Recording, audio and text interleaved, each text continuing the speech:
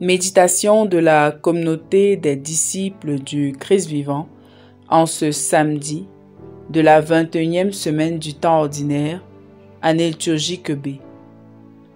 Évangile de Jésus-Christ selon saint Matthieu, au chapitre 25, les versets 14 à 30. En ce temps-là, Jésus disait à ses disciples cette parabole. Un homme qui partait en voyage appela ses serviteurs et leur confia ses biens.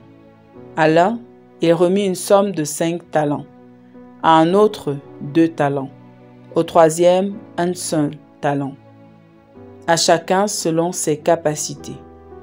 Puis il partit. Aussitôt, celui qui avait reçu les 5 talents s'en alla pour les faire valoir et en gagna 5 autres. De même, celui qui avait reçu 2 talents en gagna 2 autres. Mais celui qui n'en avait reçu qu'un alla creuser la terre et cacha l'argent de son maître. Longtemps après, le maître de ses serviteurs revint et il leur demanda des comptes. Celui qui avait reçu 5 talents s'approcha, présenta 5 autres talents et dit : Seigneur, tu m'as confié 5 talents, voilà, j'en ai gagné 5 autres. Son maître lui déclara : Très bien, serviteur bon et fidèle. Tu as été fidèle pour peu de choses, je t'en confierai beaucoup. Entre dans la joie de ton Seigneur. Celui qui avait reçu 2 talents s'approcha aussi et dit : Seigneur, tu m'as confié 2 talents, voilà, j'en ai gagné 2 autres. Son maître lui déclara : Très bien, serviteur bon et fidèle. Tu as été fidèle pour peu de choses, je t'en confierai beaucoup. Entre dans la joie de ton Seigneur. Celui qui avait reçu un seul talent s'approcha aussi et dit : Seigneur, je savais que tu es un homme dur, tu moissonnes là où tu n'as pas semé. Tu ramasses là où tu n'as pas répandu le grain. J'ai eu peur et je suis allé cacher ton talent dans la terre. Le voici, tu as ce qui t'appartient. Son maître lui répliqua : Serviteur mauvais et paresseux, tu savais que je moissonne là où je n'ai pas semé, que je ramasse le grain là où je ne l'ai pas répandu. Alors, il fallait placer mon argent à la banque et, à mon retour, je l'aurais retrouvé avec les intérêts. Enlevez-lui donc son talent et donnez-le à celui qui en a 10. À celui qui a, on donnera encore, et il sera dans l'abondance. Mais celui qui n'a rien se verra enlever même ce qu'il a. Quant à ce serviteur bon n'a rien, jetez-le dans les ténèbres extérieures, là, il y aura des pleurs et des grincements de dents. Acclamons la parole de Dieu. Méditation. Bien-aimé dans le Seigneur, Dieu soit loué en tout temps. La péricope de l'Évangile proposée aujourd'hui par la liturgie de l'Église à notre méditation est celle de la parabole des talents.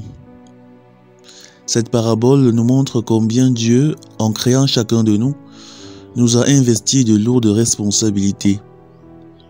Chacun de nous est chargé, selon ses capacités, de manifester Dieu dans le monde en servant les autres.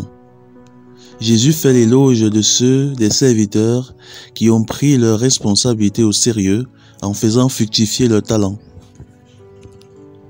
Mais celui qui a négligé ses responsabilités en refusant de faire fructifier son talent a été sévèrement condamné. On pourrait penser que ce serviteur méchant méprisait son talent parce qu'il n'en avait reçu qu'un seul. Mais en réalité, un talent n'est jamais insignifiant. Même celui qui n'a qu'un seul talent a beaucoup à offrir.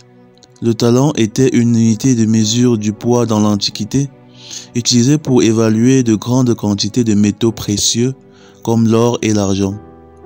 Le poids d'un talent en kilogrammes variait en fonction de la période historique et de la région.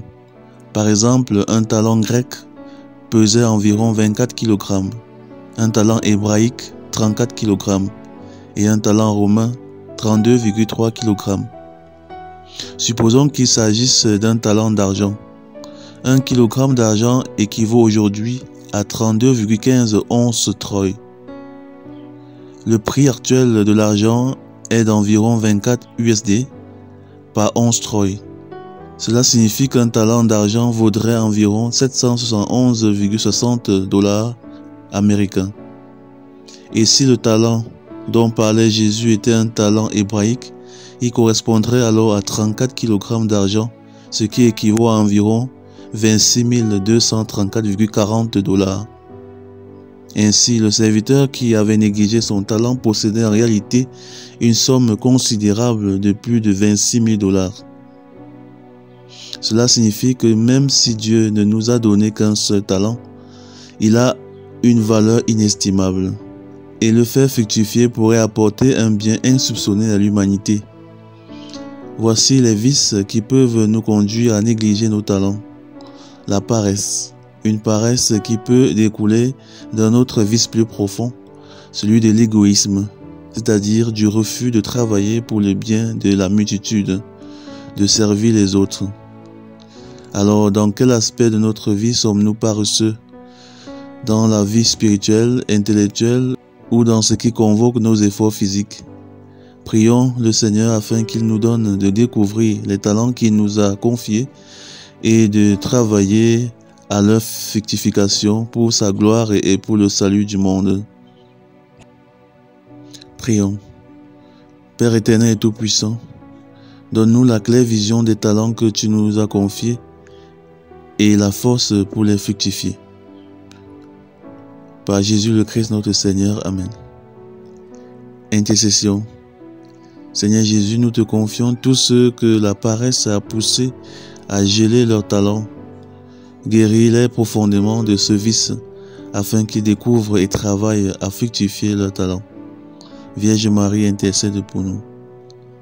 Exercice spirituel. Examinons notre vie et débusquons les lieux de paresse. Lorsque nous les aurons trouvés, confions-les au Seigneur et mettons-nous au travail. Loué soit Jésus-Christ. À jamais.